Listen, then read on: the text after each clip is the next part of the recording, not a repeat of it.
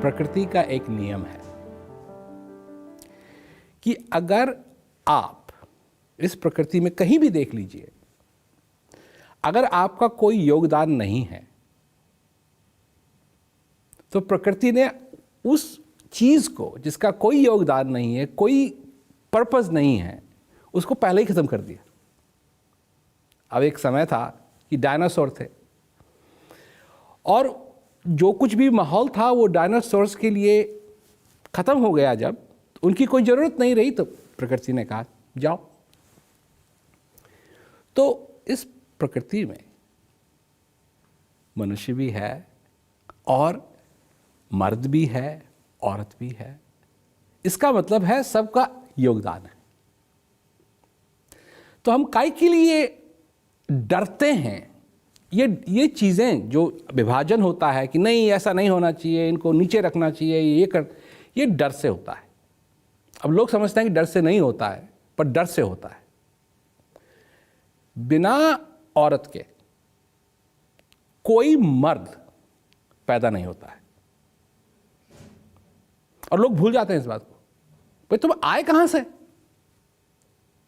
तुम आए कहां से? तो जो आदर मिलना चाहिए, जो सत्कार होना चाहिए, वो नहीं करते हैं लोग। उनको डर है कि अगर औरतें उनको बढ़ावा दिया गया तो वो सारा सब कुछ रूल करने लगेंगी। नहीं, डर से नहीं, प्यार से सबको एक साथ लेके अगर हम आगे चलेंगे तो बहुत दूर तक पहुंच जाएंगे।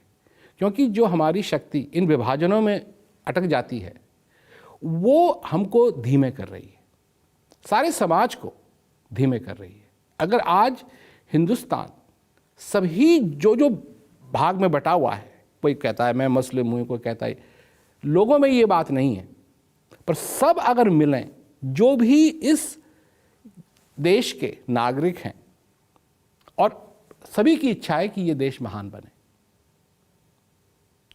और क्यों नहीं बन सकता है? एक तो ये देश महान है और ये देश और भी महान बन सकता है कि, और सबको मालूम है इसका फॉर्मूला क्या है, और वो है कि अब हम साथ चलें। तो ये तो समय आ गया है साथ का, सबको साथ होना चाहिए और फिर आगे चलेंगे। और सबका कोई ना कोई योगदान है, इसीलिए वो यहाँ हैं। प्रकृति के रूप में अगर देखा जाए तो सभी का कुछ ना कुछ योगदान है, और जब तक योगदान है तो उस योगदान को रिकॉग्नाइज करना चाहिए। मैंने तो ये देखा है कि कई बार पुरुष जो हैं किसी बात को लेकर अटक जाते हैं और उसका हल औरतों को मालूम होता है कि तुम अटके हुए हो, इसको इस तरीके से देखो। तो अगर गाड़ी आगे चलानी है तो ये जो चारों चक्के हैं इनको एक ही दिशा में चलना पड़ेगा। अगर चारों चक्के अलग अलग दिशा में चलने लगे तो ये गाड़ी कहीं नहीं जाएगी, और यही हो रहा है। पर समय आ गया है, अब तक जो होते आया है, पर अब समय आ गया है कि हम सब एक होकर के आगे चलें।